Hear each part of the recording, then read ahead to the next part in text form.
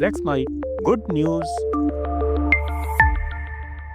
पर्यावरण को विकास की तेज रफ्तार में सबसे ज्यादा नुकसान पेड़ों के कटने से हो रहा है। सड़कें चौड़ी करने, बिल्डिंग बनाने या किसी निर्माण के दौरान सबसे पहले पेड़ों की ही बलि चढ़ती है। लेकिन मध्य प्रदेश के खंडवा जिले के प्रकृति प्रेमी रितेश गोयल ने इस सोच को बदलने की ठानी।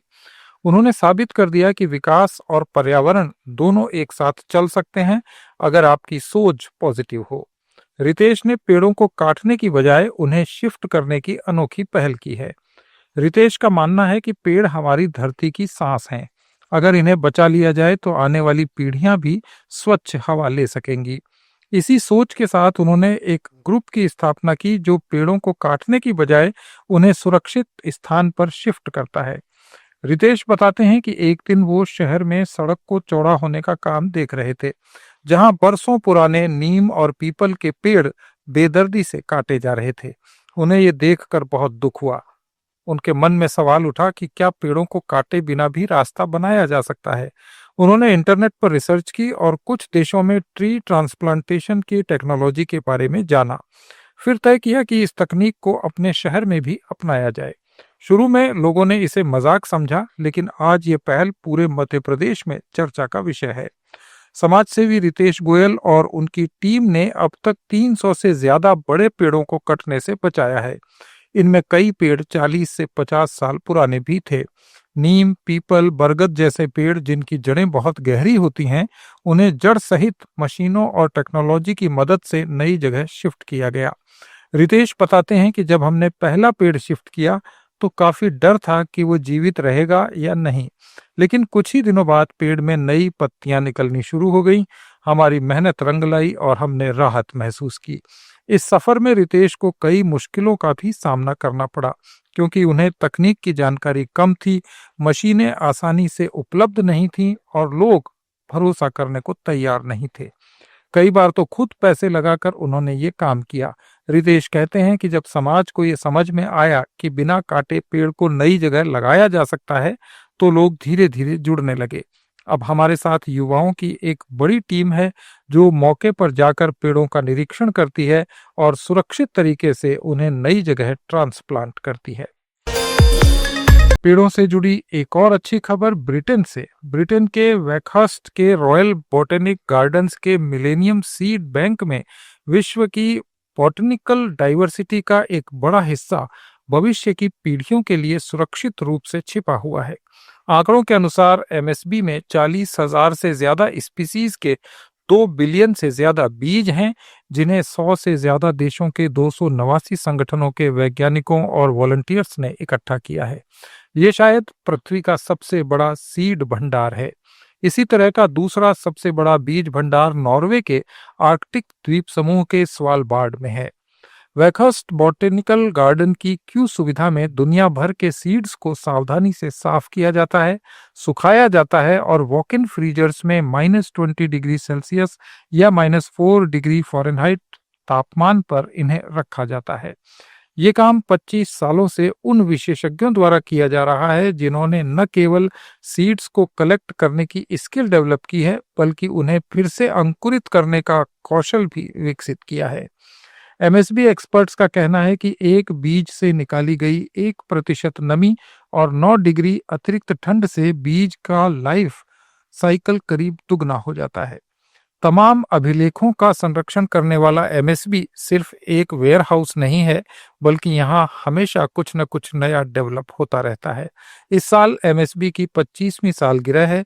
यह आने वाले दशकों में अपने काम के लिए 30 मिलियन पाउंड का एम्बिशियस लक्ष्य निर्धारित कर रहा है। ब्लेंचेट क्यू और एमएसबी के सदस्य unearth the need for seed नाम की पॉडकास्ट श्रृंखला के माध्यम से इस सीड बैंक की पिछले 25 साल की कहानियों को साझा कर रहे हैं। इसके 2 एपिसोड एप्पल और स्पॉटिफाई पर भी उपलब्ध हैं। अमेरिका में पशुपालक वर्चुअल बाड़ प्रणाली का उपयोग करने पर विचार कर रहे हैं। ठीक उसी तरह की फेंसिंग जो कुत्तों के लिए उपयोग की जाती है, ताकि बाड़ के लगातार रखरखाव की लागत और परेशानी से छुटकारा मिले और मवेशियों को ज्यादा स्थान पर चराया जा सके। तब ज्यादा गायें पौष्टिक घास चर सकेंगी और कम गायों को चरागाह में बैठना पड़ेगा। वर्चुअल बाड़ प्रणाली से किसानों, कंज्यूमर्स और वन्य जीवों को बड़ा लाभ मिलने की उम्मीद की जा रही है। वर्चुअल बाड़ लगाने का तरीका अलग अलग होता है। ये मूल रूप से एक बेहद टिकाऊ कॉलर होता है जिसका आकार और वजन एक सामान्य काउबेल जितना होता है।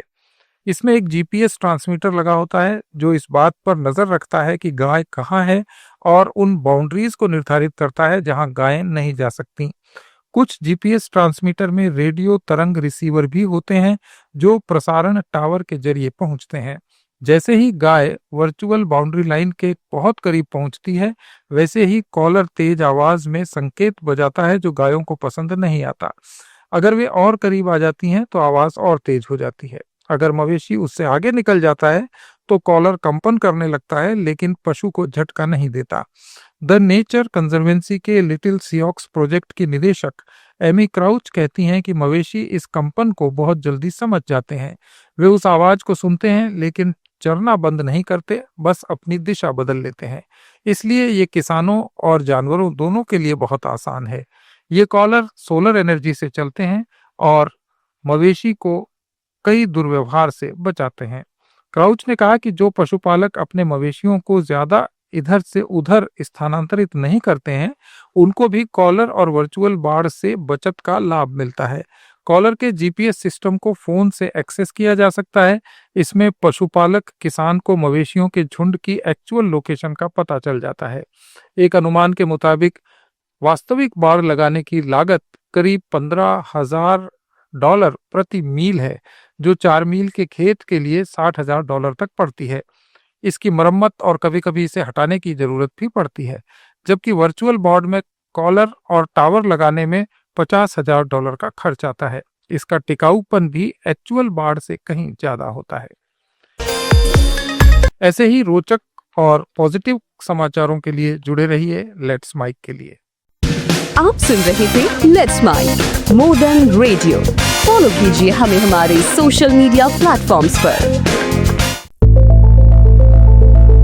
It's time for news. It's time for more than radio. Presenting the first radio news app, Let's Mic. Let's Mic, a news-based app on your phone where you get to watch and listen news, talk shows, interviews, radio show podcasts. On Let's Mic, you get all relevant information of TV, print, radio, podcast, and digital. Let's Mic talks about every segment of life.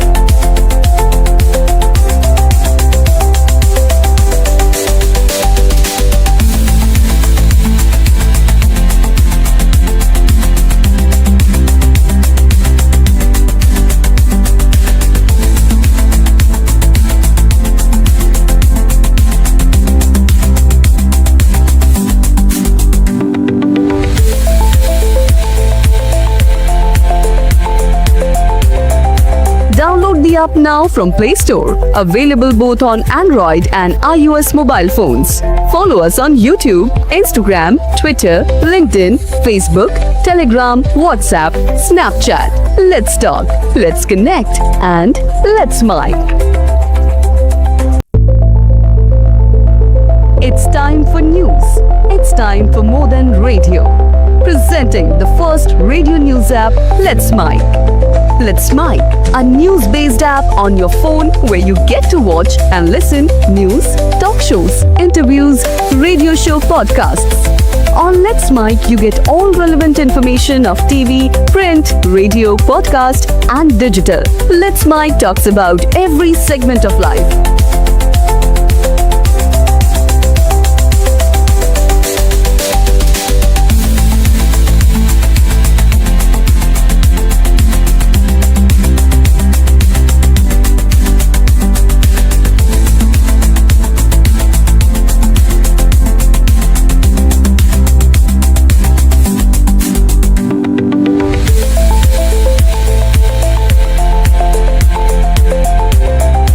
Download the app now from Play Store. Available both on Android and iOS mobile phones. Follow us on YouTube, Instagram, Twitter, LinkedIn, Facebook, Telegram, WhatsApp, Snapchat. Let's talk, let's connect, and let's mic. सुन रहे थे let's mic more than radio. Follow